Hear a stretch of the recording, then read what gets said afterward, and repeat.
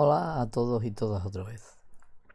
En los vídeos anteriores hemos estado hablando del concepto de amplificador ideal y de las diferentes desviaciones de ese concepto de amplificador ideal que nos encontramos cuando construimos los amplificadores mediante componentes discretos, ¿no?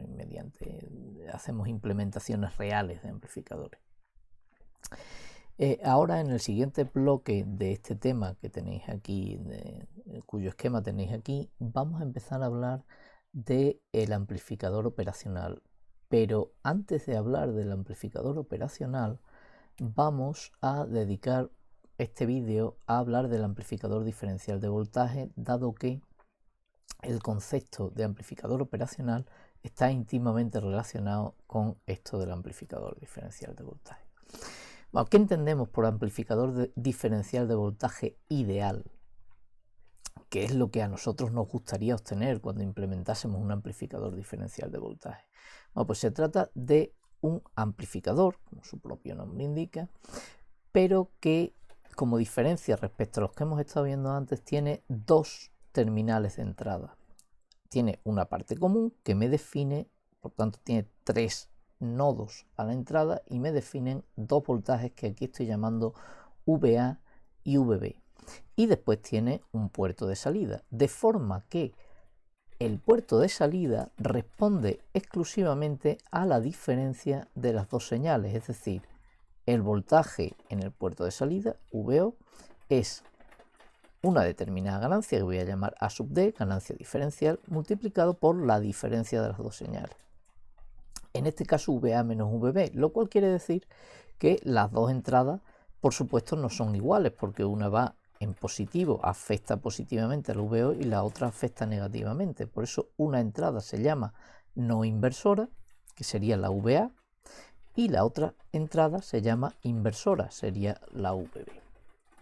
De forma que cuando yo coloco aquí dos fuentes, una de valor VA, otra de valor VB, obtendría una respuesta exclusivamente a la diferencia.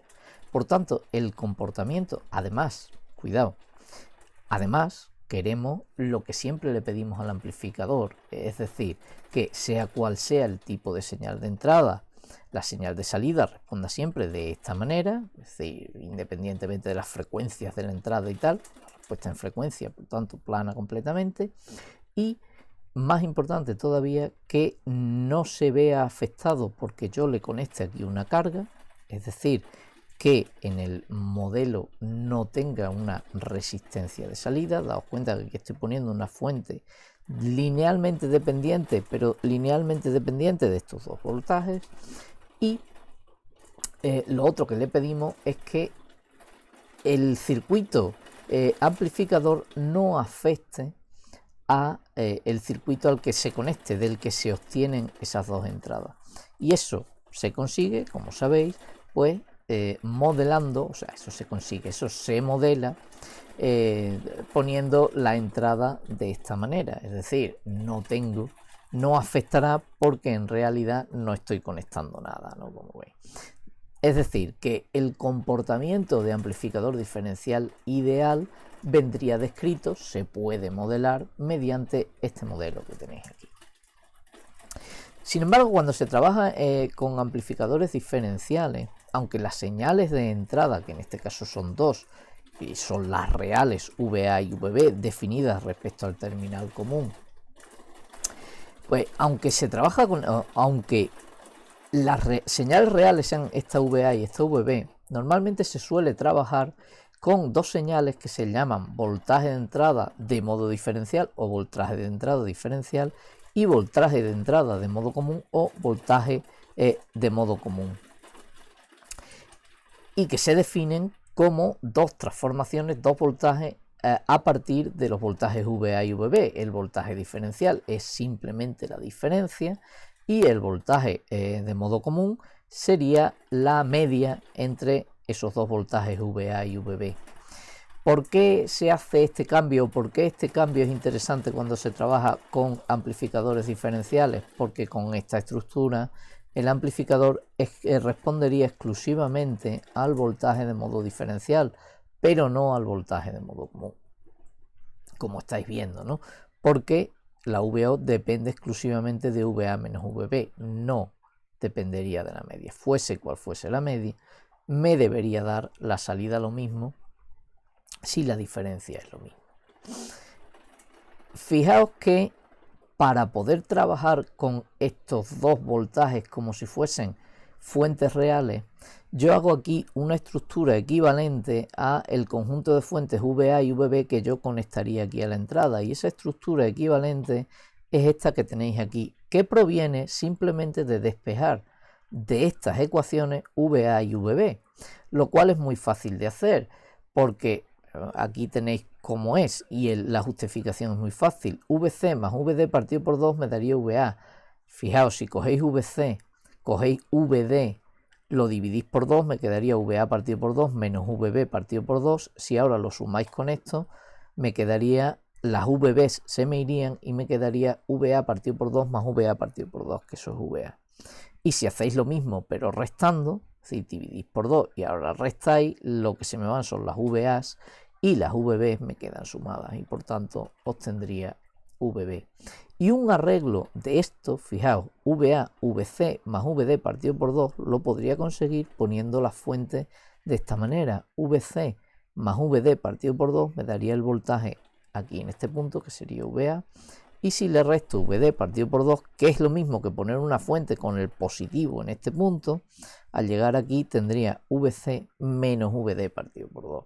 Por tanto, este arreglo sería lo mismo que este otro, ¿no? Y por tanto me permitiría trabajar con VC y VD como si fuesen fuentes reales. Lo único que la fuente VD la tengo que dividir en dos.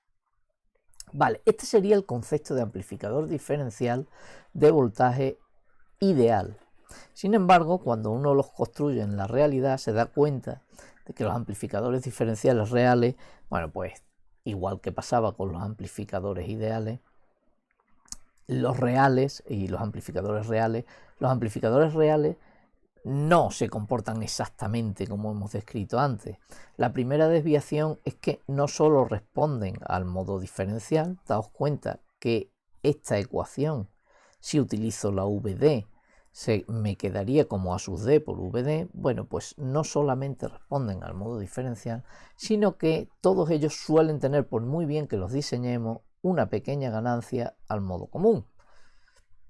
¿Qué ocurre? Que normalmente se diseñan de manera que la ganancia al modo diferencial es muchísimo más grande que la ganancia al modo común. Ahora veremos un ejemplo de simulación donde ilustraremos esto bastante bien. Y además, igual que en los amplificadores con una única entrada, el comportamiento que uno esperaría es que estas corrientes fuesen todas cero a la entrada. Sin embargo, claro, porque veis que el comportamiento ideal para que no afecte esas corrientes tienen que ser cero. Sin embargo, uno observa que sí que esas corrientes no son cero, sino sí que existen. Y bueno, pues un modelo de amplificador diferencial real más preciso que el anterior sería este, en el que hemos puesto dos fuentes controladas para modelar este comportamiento, una resistencia de salida para modelar el hecho de que el conectar una resistencia aquí a la salida sí que provocaría un cambio en la VO, y este arreglo necesitaría un poco más de explicación. Además es un posible modelo de cómo el propio amplificador afectaría al circuito del que provienen las señales. De forma que este modelo se podría simplificar cuando solamente tenemos modo diferencial y nos quedaría este, si os dais cuenta es prácticamente el de un amplificador con una sola entrada, o si solamente tenemos modo común sería este, ¿no? Me resultaría este modelo en el que, bueno, también tenemos una única resistencia que sería de valor RD partido por 4 más RCX. De forma que la manera de calcular estas resistencias pues podría ser esa: introducir solo modo diferencial, ver cuánto vale la resistencia equivalente, o sea, la resistencia de entrada, introducir solo modo común y ver cuánto vale la resistencia de entrada. Y os decía lo de que os iba a ilustrar esto mediante un ejemplo de simulación, porque os tengo preparada aquí como podéis ver, una simulación en la que tenemos un circuito, un amplificador diferencial. Aquí veis que están las dos entradas. La parte de referencia es común a entrada y salida.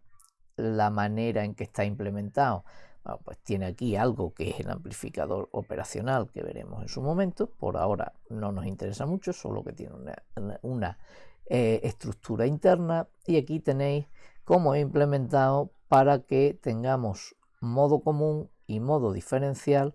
Como lo tengo que dividir en dos, pues he utilizado dos fuentes dependientes con 0,5, de forma que cada una de ellas da 0,5 veces el voltaje de la VD. Y aquí tenéis cuál sería el comportamiento en este circuito si solamente, bueno, si metemos voltaje diferencial entre -1 y 1, ya os digo que este amplificador tiene ganancia diferencial 10 por cómo está diseñado. Entre -1 y 1 me daría voltaje de salida entre -10 y 10.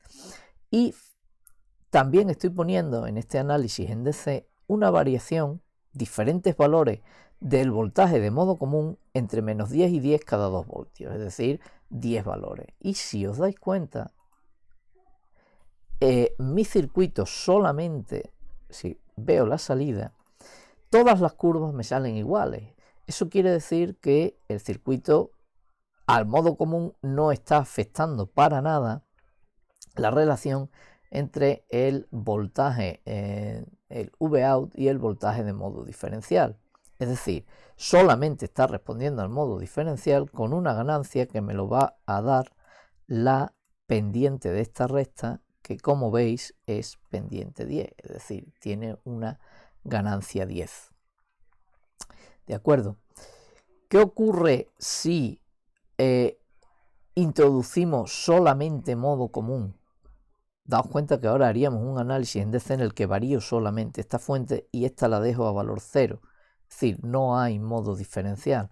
Si hacemos esto y observamos la VO, uno podría pensar, pues sí que responde al modo común. Efectivamente, responde al modo común, pero si os fijáis en las cantidades que tenéis ahí, son prácticamente unos cuantos de milivoltios, nanovoltios, de forma que, como veis aquí, la ganancia al modo común es del orden de 10 elevado a -8, o sea, una ganancia prácticamente nula, ¿no?